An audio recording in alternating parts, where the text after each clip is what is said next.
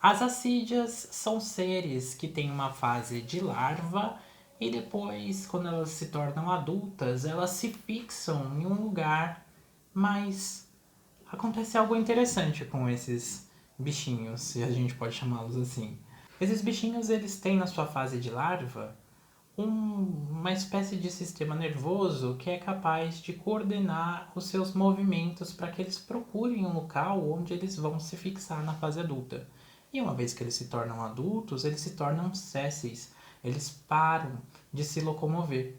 E com isso, eles degradam o seu próprio sistema nervoso, é como se eles comessem o seu próprio cérebro para então usar isso como fonte de nutriente, já que ele não precisa mais se locomover.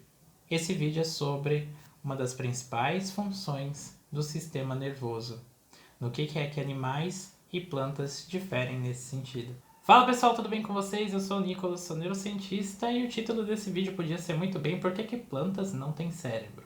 Isso porque, como você deve ter bem imaginado na introdução desse vídeo, uma das principais funções do sistema nervoso é a coordenação do movimento. Isso explicaria a diferença básica entre animais e plantas no sentido de que animais possuem sistemas nervosos cada vez mais desenvolvidos de acordo com as suas necessidades de se movimentar para conseguir responder ao seu ambiente, a sua forma de conseguir alimento e se reproduzir, enquanto que as plantas adotam estratégias completamente diferentes. As plantas elas não se movem e também não desenvolvem sistemas nervosos complexos. Então vou fazer aqui uma viagem bem breve assim sobre as principais funções do sistema nervoso.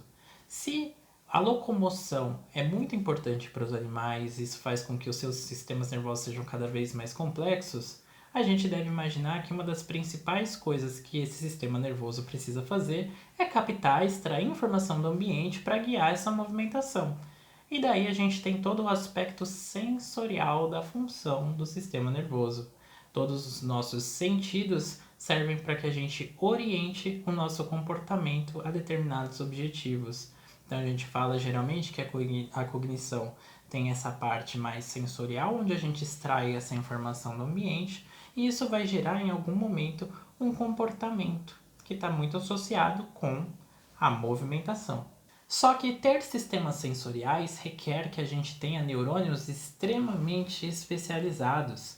Cada um dos nossos neurônios responsáveis por receber informação sensorial do mundo precisa responder a um tipo de energia presente no mundo muito específica. Então, por exemplo, quando a gente vê alguma coisa, a gente tem neurônios na nossa retina que têm fotorreceptores ou receptores para luz que são sensíveis a determinados comprimentos de onda muito específicos que caracterizam cada um dos diferentes tipos de luz que cai ali nos nossos olhos e permitem que mais tarde no processamento dessa informação a gente identifique, por exemplo, as diferentes cores. Da mesma forma, no nosso sistema auditivo, a gente vai ter lá células responsáveis por identificar diferentes frequências de vibração, de pressão do ar, que vão formar os sons. Ou então, nos nossos sistemas olfativo e gustativo, diferentes substâncias presentes no nosso alimento, naquilo que está entrando nesses sistemas, ou naquele odor que chega até as nossas narinas. Então, a gente vai perceber essa combinação de diferentes moléculas que produzem as sensações de cheiro e de gosto. E assim para o tato e para outros sentidos que a gente também tem. Né? Esses são somente os 5 sentidos especiais que Aristóteles já tinha descrito lá há muito tempo atrás, mas a gente não se resume a isso, tá? A gente tem outros sensos também que ajudam a gente a guiar o nosso comportamento, como por exemplo a noção de gravidade, a noção de velocidade, enfim. Isso fica tema para outro vídeo. O ponto aqui é só tentar esclarecer que quanto mais complexos os objetivos de um animal, mais complexo vai ser a sua movimentação, mas também mais complexo vai ser seu sistema sensorial. Essa informação sensorial, então, ela vai ser processada e vão ter diversas regiões do cérebro também que se dedicam a associar essas informações, porque uma vez que a informação entra no sistema sensorial, ela vai ser quebrada em várias partes que vão ter que se unir depois numa construção que faça sentido para que o organismo possa então agir. Então, quando você vê qualquer coisa, qualquer objeto, o seu sistema sensorial vai pegar várias partes dessa informação, decompor isso, processar em diversas regiões do cérebro ao mesmo tempo E esse processamento vai ser então integrado para que a gente possa tomar uma decisão a respeito daquilo que é aquele objeto e da forma como a gente precisa agir diante daquilo que está se apresentando da gente. Então a gente pode ver de repente um coelhinho na nossa frente e querer fazer carinho nele, mas se a gente tivesse visto um tigre, era melhor a gente sair correndo.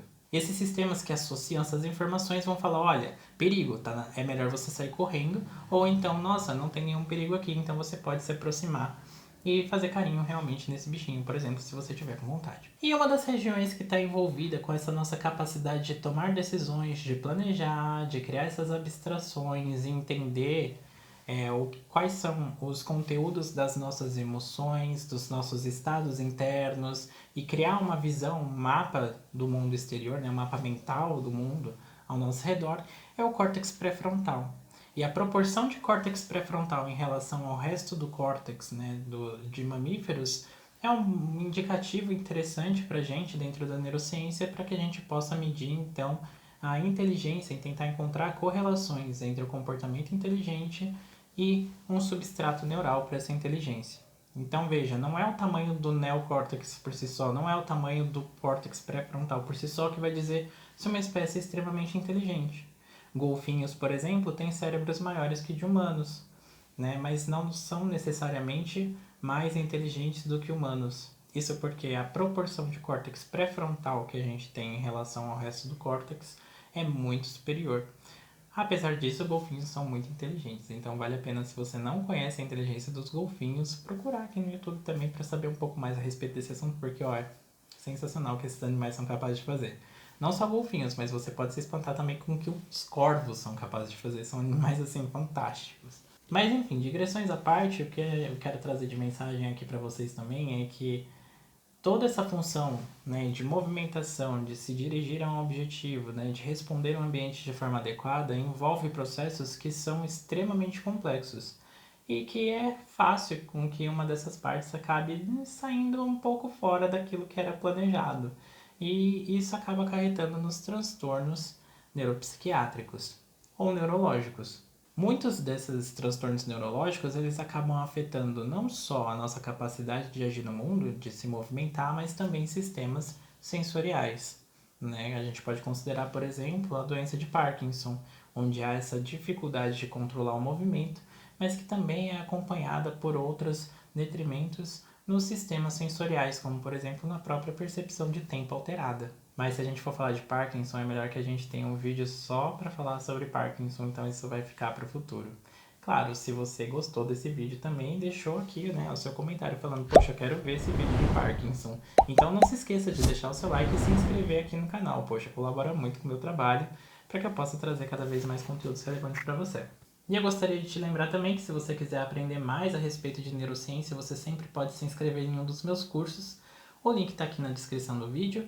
E você também pode adquirir o meu livro, né, na sua versão digital, Neurociente, porque que algumas pessoas são mais felizes que outras. Aqui eu discuto algumas bases de pensamento, de formas como o cérebro funciona, que geram determinados pensamentos ou padrões de pensamento, que fazem com que a gente se afaste de uma vida mais feliz, mais plena, mais tranquila. Então pode ser que esse conhecimento que está aqui neste livro seja muito útil para você, e se você quiser, você pode encontrar esse conteúdo também no link aqui na descrição desse vídeo. Se você gostou desse vídeo, então eu vejo você no nosso próximo. É isso aí, um abraço para vocês e até lá. Tchau, tchau.